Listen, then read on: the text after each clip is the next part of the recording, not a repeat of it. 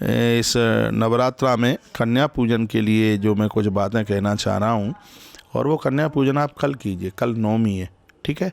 बहुत लोग अष्टमी को ही अपना व्रत तोड़ ताड़ करके रख देते हैं, पूजन किया, छुट्टी करी और कढ़ाई चढ़ाई और भोजन कर लिया। यदि आप अष्टमी में कन्या पूजन आप करते भी हैं तो बेटियों को जिमाइए, अपना व्रत मत तोड़िए, उन्हें दक्षिणा दीजिए, उनके चरण धोइए।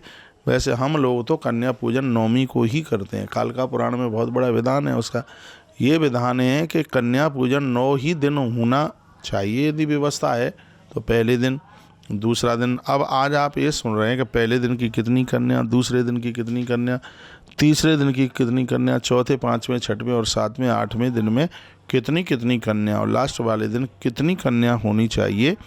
तो यह श्रीमद् देवी भागवत में भी वर्णन है और कालिका पुराण में तो विस्तार पूर्वक पूजा का वर्णन किया ही गया है। एक बात मुझे कालिका पुराण की इतनी अद्भुत लगी, कहा गया कि टूटी माला के ऊपर, जो माला जपते जपते बार बार टूटती है, खंडित होती है, ऐसी माला पर जप करना बहुत ही ज़्यादा उसको अशुभ माना गया। यहाँ तक कि उसे मृत्यु कारक उसे माना गया है, ऐसा माना गया उसको। तो आइए अब हम चर्चा कर लेते हैं। नियमम प्रथम कृत्वा पश्चात पूजा समाचरित उपवासे नक्तेन एक भुक्तेन वा पुनः। सबसे पहले उपवास व्रत, उपवास व्रत में भी एक भुक्त व्रत अथवा नक्त व्रत। नक्त व्रत तो उसे कहते हैं जिसमें कुछ भी नहीं खाया जाता, कुछ भी नहीं लिया जाता, फलहार भी नहीं लेते, लोग लौंग ले करके, पानी पी करके व्रत कर देते हैं, उसको नक्त व्रत कहते हैं। एक है एक भुक्त व्रत, इसको ज़्यादातर ऐसे लोग करते हैं जिसमें एक बार फलहार ले लेते हैं और रात्रि को मैया जी की आरती पूजा करके लोग एक बार ले लेते हैं भोजन। तो ऐसा भी विधान है, इससे भी नवरात्रा सिद्ध ही मानी जाती है। तो इसमें एक भुक्त व्रत में एक बार अन्न लेते हैं और एक बार लेते हैं वह फलहार, इसको कहते हैं एक भुक्त व्रत। और नक्त व्रत उसे कहते हैं कि जिसमें ना फलहार लिया जाता, जिसमें ना आहार लिया जाता। ये बहुत कठिन है, इसको कहते हैं नक्त व्रत। लेकिन एक है उपवास व्रत। उपवास व्रत किसे कहते हैं? जिसमें फलहार लेकर के नवरात्रा को पूरा किया जाता है, जिसमें फल का ही आहार लिया जाता है, दूध फल इत्यादि लिया जाता है, उसको उपवास व्रत कहते हैं। आचार्य जी, देवी भागवत में एक बड़ी अच्छी बात कही गई है। व्रत 3 प्रकार का होता है। एक है उपवास व्रत, एक है एक भुक्त व्रत और एक है नक्त व्रत। तीनों में अंतर क्या है? जिसमें फलहार लेकर के व्रत किया जाता है उसको उपवास व्रत कहते हैं।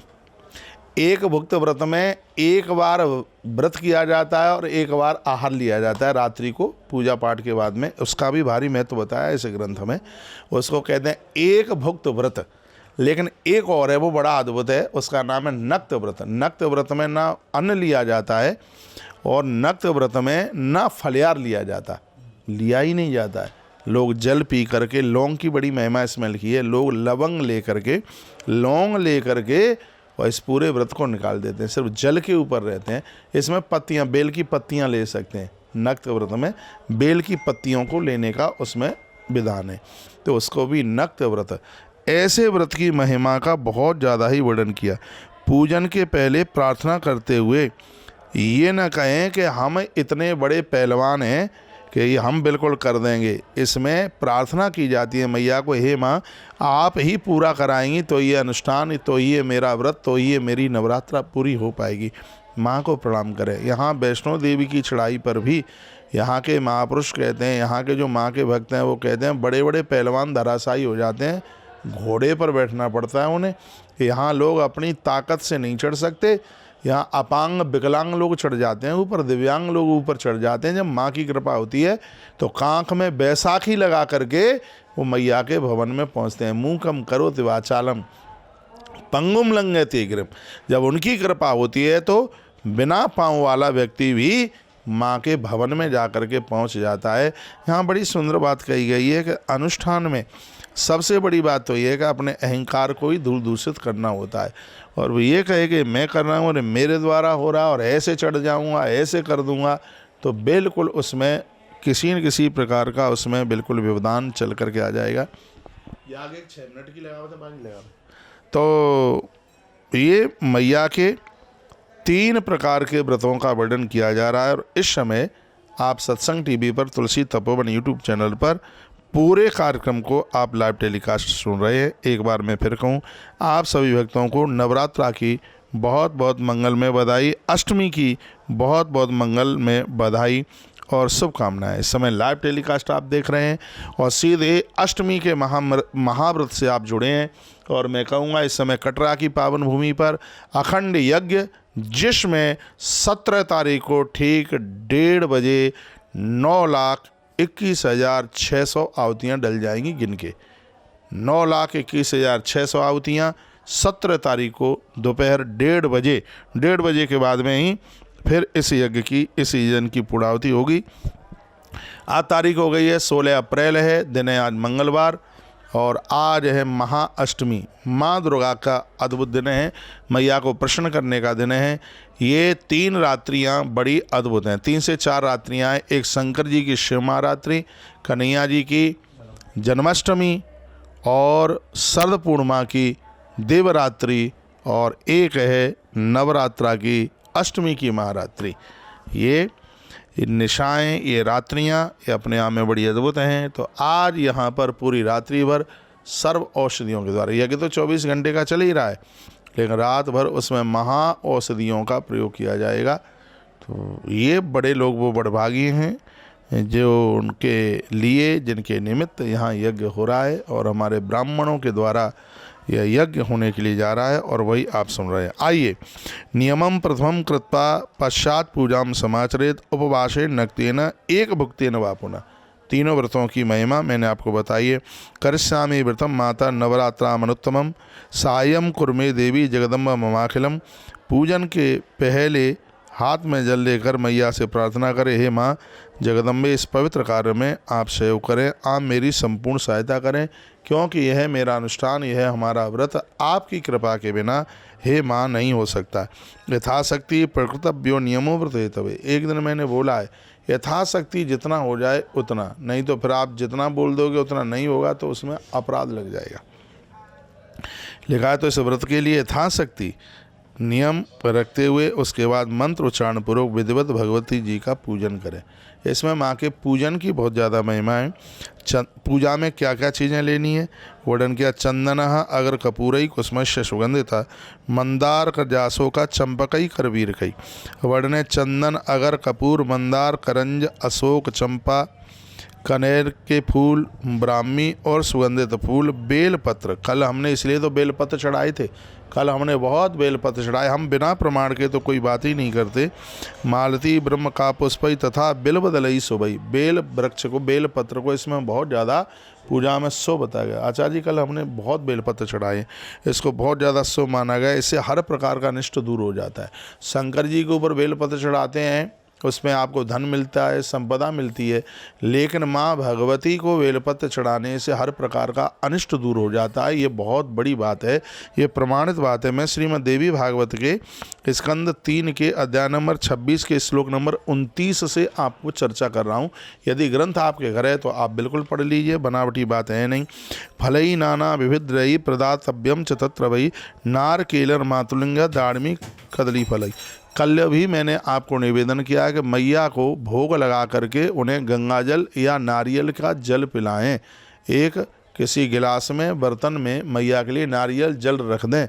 मैया जी को भोग लगा करके गंगा जल और नारियल के जल की भारी बहुत बड़ी महिमा है। तो सुन लीजिएगा कि उस अवसर पर अर्घ भी प्रदान है। राजन नारियल, बिजौरा नींबू, बड़ा वाला नींबू होता है, केला, नारंगी, कटहल और बिल्व फल, ये चीज़ें मैया को बहुत पसंद हैं। इनके ही द्वारा नैवेद्य का भोग लगे।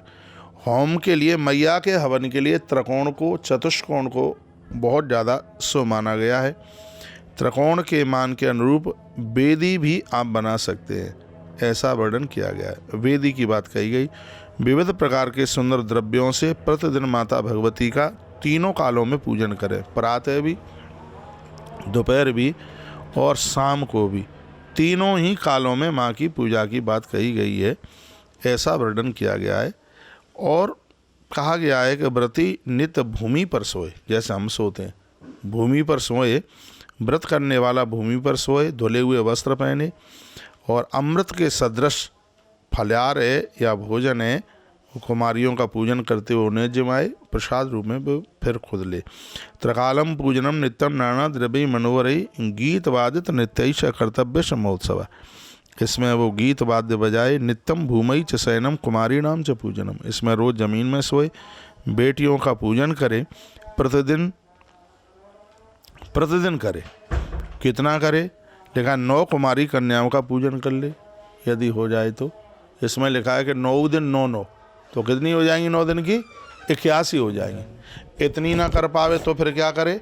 तो उसका भी वर्णन किया गया। उसमें कहा गया है कि पड़वा को 1 बेटी को पूजन कर ले, द्वितीया को 2 बेटियों का पूजन कर ले, तृतीया को 3 कन्याओं का पूजन कर ले, चतुर्थी को 4, पंचमी को 5, छठवीं को 6, सप्तमी को 7, अष्टमी को 8 और नौमी के दिन 9 कन्याओं का 9 बेटियों का पूजन कर ले। तो कुल मिलाकर के 45 कन्याएं हो जाती हैं।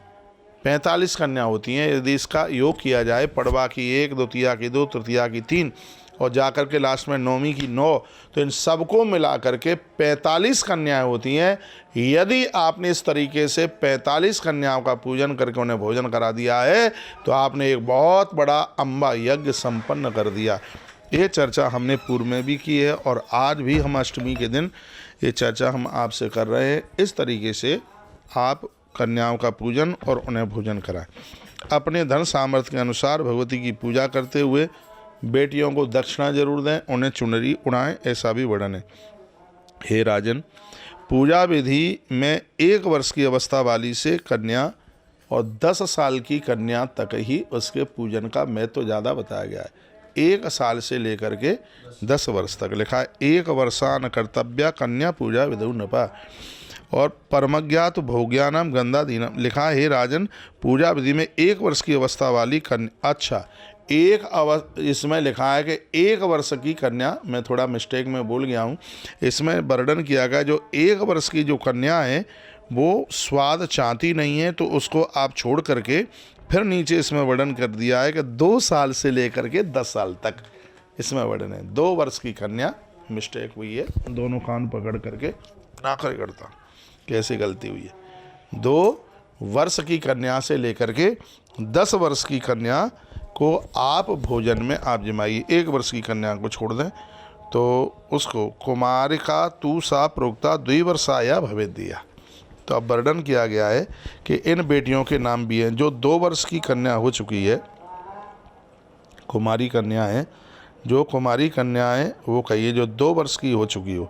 3 वर्ष की कन्या त्रिमूर्ति है, 4 वर्ष की कन्या कल्याणी है, 5 वर्ष की रोहिणी है, 6 वर्ष की कालिका, 7 वर्ष की चंडिका, 8 वर्ष की सांभवी और 9 वर्ष की दुर्गा और 10 वर्ष की कन्या है उसे सुभद्रा के नाम से जाना जाता है। ठीक है। जो 2 वर्ष की है उसको कहते हैं कुमारिका। 2 साल की कन्या है उसे कुमारिका के नाम से जाना जाता है। 3 वर्ष की कन्या को त्रिमूर्ति, 4 वर्ष की कन्या को कल्याणी, 5 वर्ष की को रोहिणी, 6 वर्ष की को कालिका, 7 वर्ष को चंडिका, 8 वर्ष की कन्या सांभवी, 9 वर्ष की दुर्गा और 10 वर्ष की जो कन्या है उसको सुभद्रा के नाम से जाना जाता है। तो ऐसा वर्णन किया गया। कन्या का पूजन करने से लिखा है इसमें शारीरिक कष्ट समाप्त हो जाते हैं। जो शरीर की जो पीड़ा है वो बिल्कुल समाप्त हो जाती है। ये बात मैं पहली बार बोल रहा हूँ और ये कहने में बड़ा आनंद आ रहा है कि जो कन्या का जो हम पूजन करते हैं इससे भगत के शारीरिक जितने कष्ट हैं वो सब मैया जी की कृपा से वो दूर हो जाते हैं।